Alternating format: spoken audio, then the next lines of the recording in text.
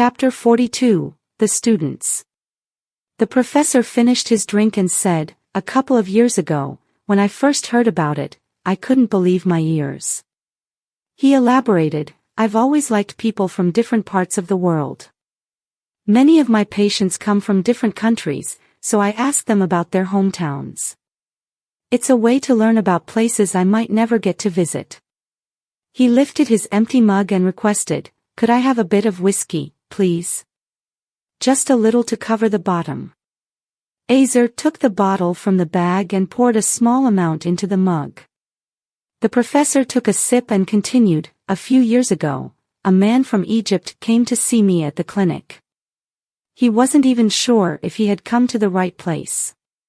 He put an old black and white group photo on my desk. There were 38 young people from different Arabic countries in the photo. I recognized the library building of the Free University of Berlin in the background. He told me that these young folks were university students. It shocked me that he had put a red circle around most of the faces in the picture. He explained that these students were arrested as soon as they returned home, and they vanished. He turned the photo around, and everyone's names were written on the back."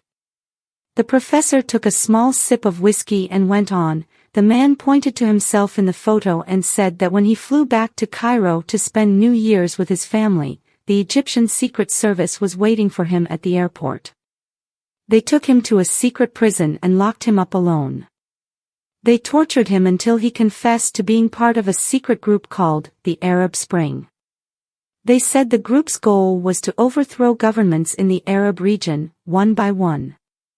They showed him photos of other members in Berlin and detailed reports of what they were doing." Azer spoke up, "I always thought the Arab Spring was a recent protest movement in Arab countries." The professor nodded, "I used to think the same. But I've come to realize that everything has its roots in the past and there is nothing new under the sun." Curious, Azer inquired, "So, why did the man approach you?" The professor explained, "You see, I had been a prominent figure in the peace movement for years, and my face often appeared in the news. The man had seen my name somewhere and wanted to confide in someone trustworthy." The professor went on, taking a sip of whiskey from his mug. This man had spent years imprisoned in Egypt. When he returned to Berlin, he was determined to uncover the truth behind false reports that had ruined his life. He continued, "Arabic-speaking students in Berlin naturally gravitated towards each other. Despite their different origins, they shared a common language and the experience of being foreigners in a new land. It struck me that among the faces in this group photo, this man himself could be the culprit behind these fabricated reports sent to various Arab countries' secret services. After all, he was among the few survivors in the photo."